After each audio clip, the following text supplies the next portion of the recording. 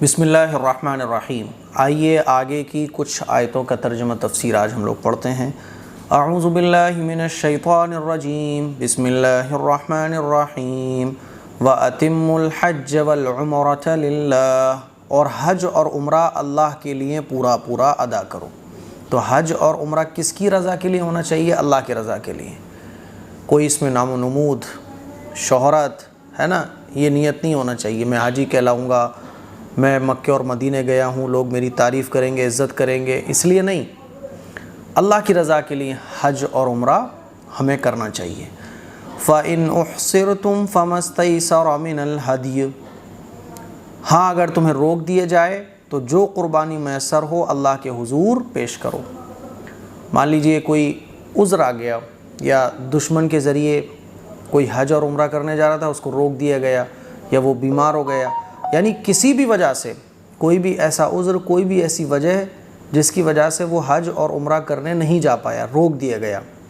حج اور عمرہ کرنے کے لیے وہ نکلا تو گھر سے، لیکن راستے میں وہ کسی وجہ سے رک گیا، جیسا کہ آپ علیہ الصلوۃ والسلام اپنے صحابہ کے ساتھ عمرہ کرنے کے لیے روانہ ہوئے اور حدیبیہ کے میدان میں ان کو روک دیا گیا۔ مکے کے جو مشرکین تھے، قریش مکہ جو تھے، ان کی طرف سے اجازت نہیں دی گئی، تو صلح حدیبیہ کا واقعہ پیش آیا۔ تو اللہ تعالیٰ فرما رہا ہے کہ اگر تم روک دیے جاؤ تو جو قربانی میسر ہو اللہ کے حضور پیش کرو، ہے نا۔ تو اب کیا کرنا ہے کہ قربانی کرنی ہے، اور قربانی کرنے کے بعد اب احرام کھول سکتے ہیں۔ وَلَا تَحْلِقُوا رُؤُوسَكُمْ حَتَّى يَبْلُغَ الْهَدْيُ مَحِلَّهُ، اور اپنے سر اس وقت تک نہ مڈاؤ جب تک قربانی اپنی جگہ نہ پہنچ جائے، ہے نا۔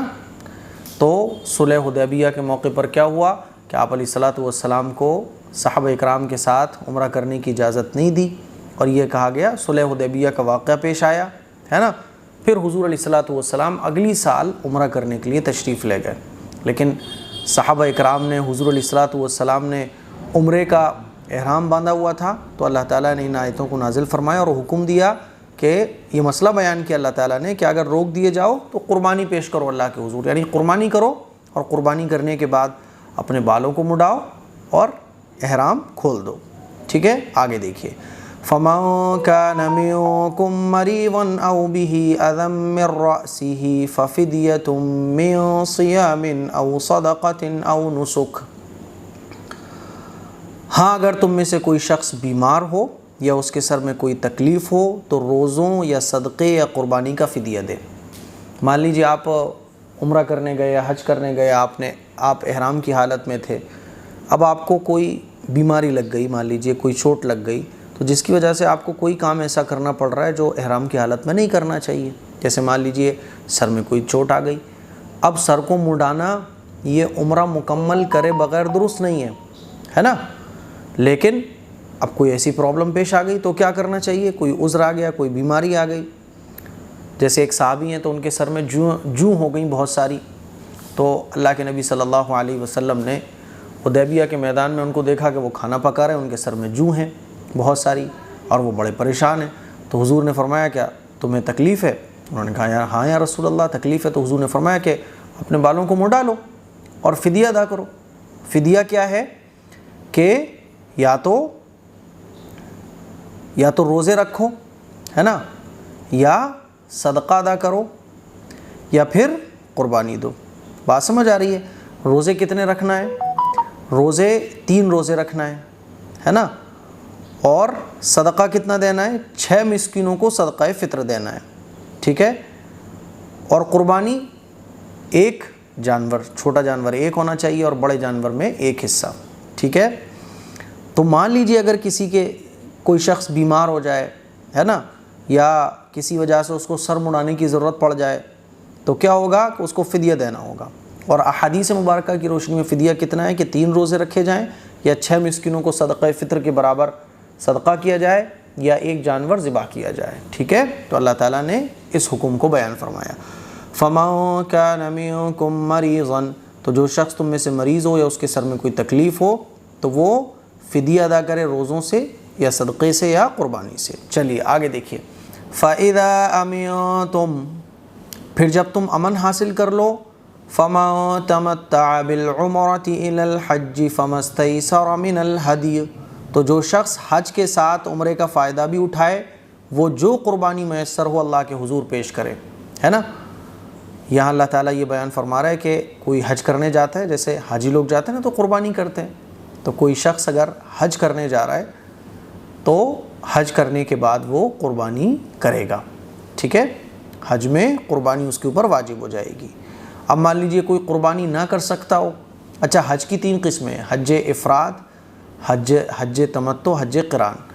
حج تمتع اور حج قران جو ہے نا، جو لوگ باہر رہتے ہیں، جیسے ہم لوگ انڈیا میں رہتے ہیں، مجھے سننے والے انڈینس ہیں، موٹا موٹا میں آپ کو بتا کہ ہم لوگ یہاں سے جاتے ہیں حج کرنے کے لیے، تو ہم یا تو حج تمتع کر سکتے ہیں یا حج قران کر سکتے ہیں، ٹھیک ہے۔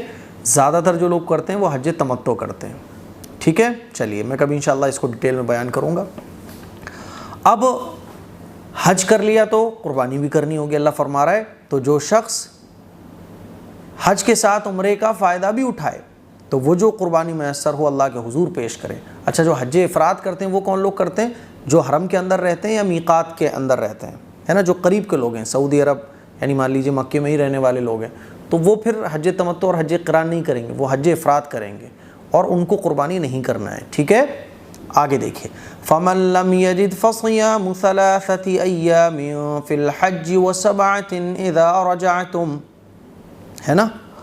ہاں اگر کسی کے پاس اس کی طاقت نہ ہو تو وہ حج کے دنوں میں 3 روزے رکھے اور 7 روزے اس وقت جب تم گھروں کو واپس لوٹ جاؤ۔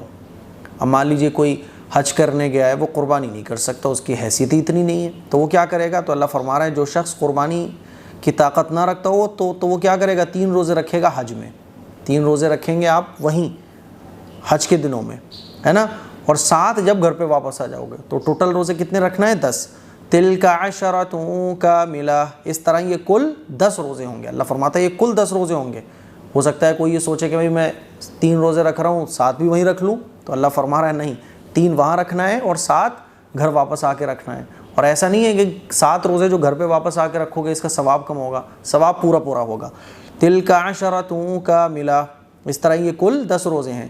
ذَلِكَ لِمَن لَّمْ يَكُنْ أَهْلُهُ حَاضِرِ الْمَسْجِدِ الْحَرَامِ، یہ حکم ان لوگوں کے لیے ہے جن کے گھر والے مسجد حرام کے پاس نہ رہتے ہوں، یعنی جو لوگ مکے میں یعنی حرم کے اندر یا میقات کے اندر نہیں رہتے ہیں، ٹھیک ہے۔ چلیے، وَاتَّقُوا اللَّهَ وَاعْلَمُوا أَنَّ اللَّهَ شَدِيدُ الْعِقَابِ، یعنی یہ جو حکم بیان ہوئے اس سے پہلے یہ کس کے لیے ہیں؟ جو لوگ جیسے ہم لوگ انڈینس ہیں ان کے لیے ہیں، جو لوگ فلائٹ کا سفر کر کے حج کرنے کے لیے جاتے ہیں، ٹھیک ہے۔ اللہ فرماتا ہے وَاتَّقُوا اللَّهَ، اور اللہ سے ڈرتے رہو، وَاعْلَمُوا أَنَّ اللَّهَ شَدِيدُ الْعِقَابِ، اور جان رکھو اللہ کا عذاب بڑا سخت ہے۔ سمجھ آ رہی ہے بات؟ تو اس میں اللہ تعالیٰ نے حج کے کچھ مسائل کو ان آیتوں کے اندر ذکر فرمایا۔ مجھے امید ہے کہ آپ کو یہ چند آیتوں کا ترجمہ، اصل میں پچھلا رکوع ہمارا رہ گیا تھا نا، کیونکہ بہت لمبی کلاس ہو رہی تھی، میں کوشش یہ کروں گا انشاءاللہ 10-10 منٹ کے اندر آپ لوگوں کو بتایا جائے۔ لفظی ترجمہ بھی رہ گیا ہے، چلیے اس کو بھی کر لیتے ہیں۔ چلیے، وَأَتِمُّ، اور پورا پورا ادا کرو، حج کو، والعمرۃ، اور عمرے کو، للہ، اللہ کے لیے۔ فَإِن، پھر اگر احصرتم، تم روک دیے جاؤ، فَمَسْتَيْسَرَ، تو جو میسر ہو، من الہدی، قربانی میں سے اللہ کے حضور پیش کرو۔ وَلَا تَحْلِقُوا، اور مت مڈاؤ، رؤوسکم، اپنے سروں کو، حتیٰ، یہاں تک کہ یبلغ الہدی، قربانی پہنچ جائے محلہ، اپنی جگہ۔